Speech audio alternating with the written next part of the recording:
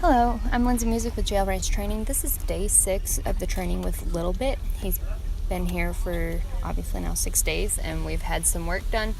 The first day that he learned to lunge was the day that I loaded him into the trailer. I'm not sure if he had any concept of that beforehand, but he ended up learning and doing a lot of it before getting into the trailer after an hour and a half. So he has a good concept at this point of how to lunge. However, he doesn't carry himself entirely the whole time. He looks for support by raising the pointing hand or raising the stick.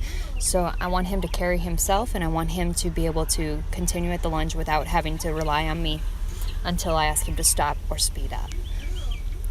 So my goal today is to work with him on the fence line, sending him through a channel, if you will, and sending him forward and then yielding his hindquarters to face me. This is effective when you're trying to send a horse into a trailer by himself or send him through a gate by himself. And we'll go into more of that when it comes to desensitizing after he learns the beginning stages of it. For now, we're going to work on teaching him to carry himself and handle himself at the trot and continuously keep that motion.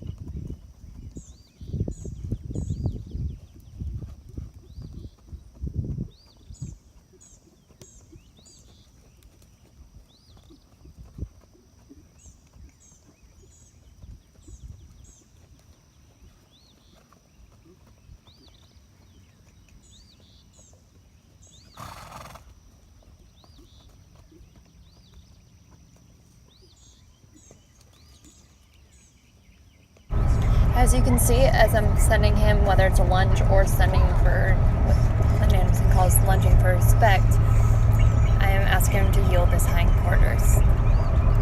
That is by looking and leaning and then swinging the stick. Swinging the stick is the last resort. I want the look to be the first thing that stops him.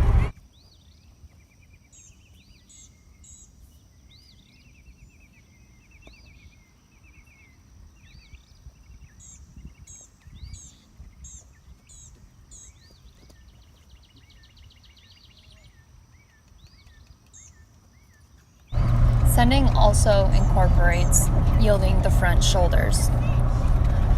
By yielding his shoulder and setting him up straight away from you and to the direction that you're pointing, you're setting him up for success.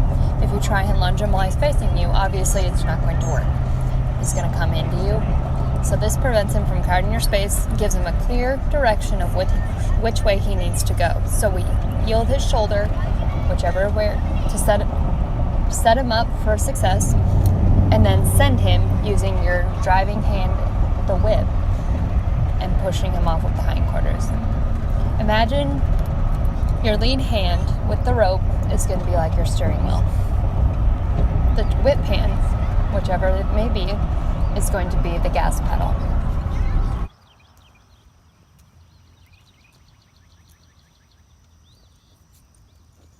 You'll notice here that he does continue moving after he yields his hindquarters. He continues to prance around, shift sideways or forward.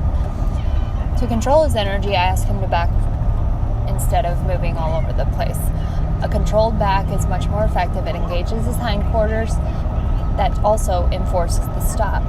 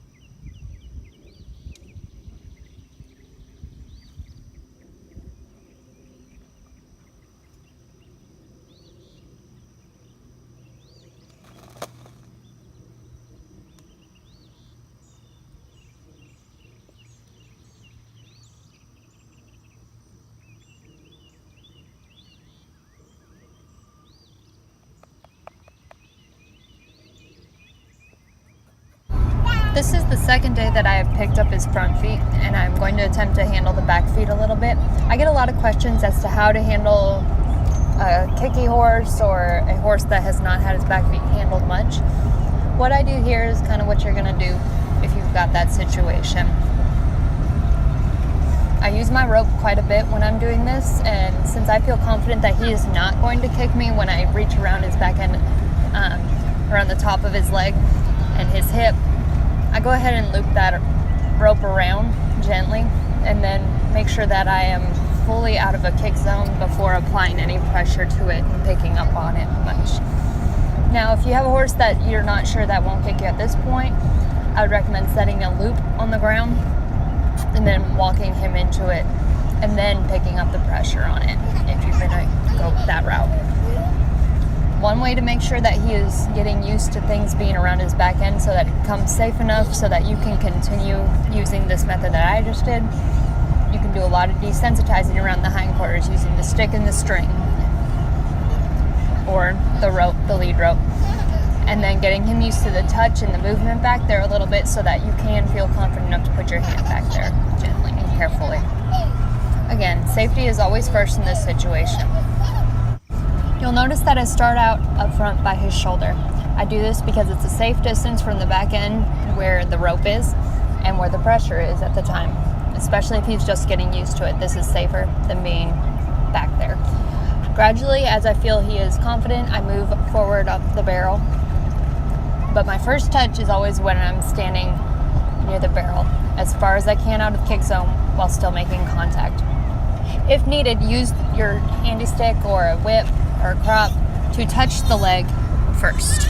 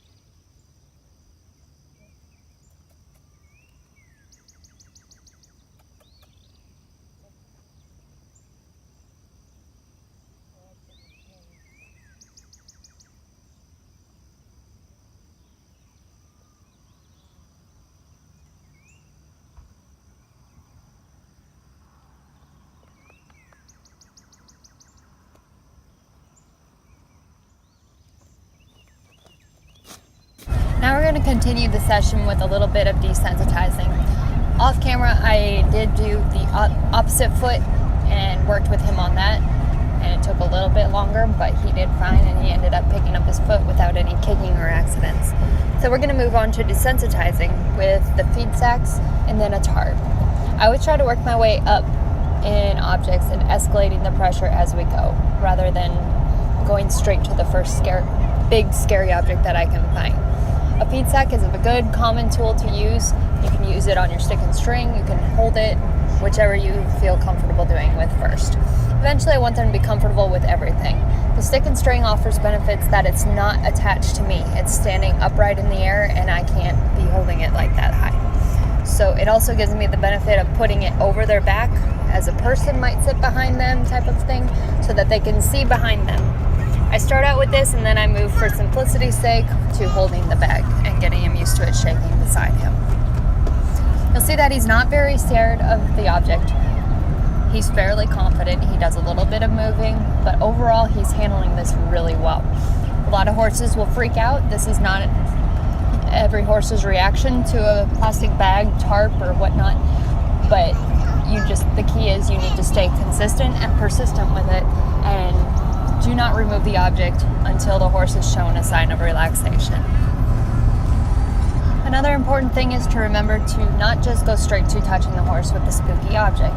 Desensitize the air around the horse. Once he feels confident and isn't flinching or cowering when the bag is surrounding him, go ahead and move to where it touches his back, belly, shoulder, neck, head, rump, legs. So you need to be careful to make sure that he is fully comfortable with the bags around in his airspace before moving to his actual space.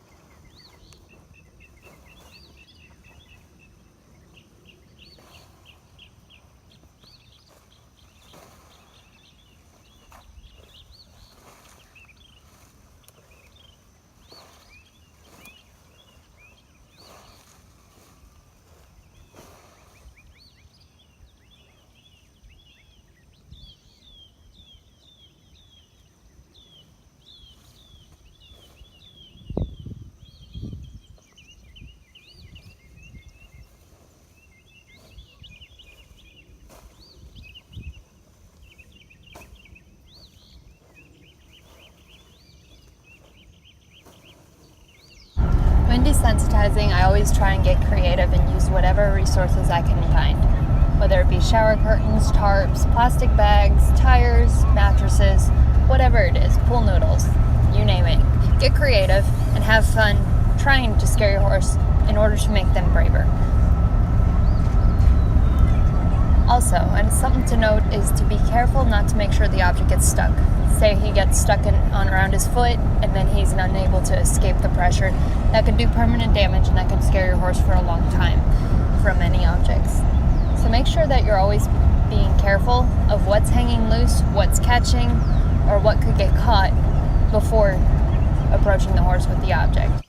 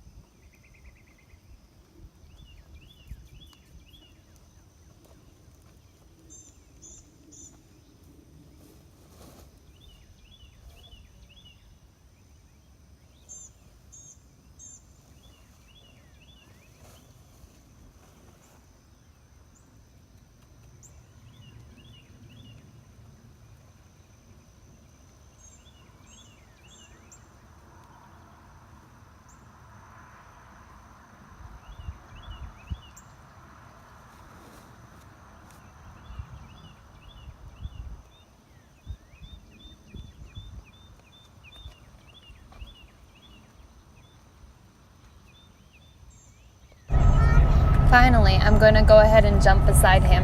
This preps him for the riding process and the Jeffries method that I use, which I will explain when we get to it. But jumping beside him gets him used to my interaction and my movement energetically.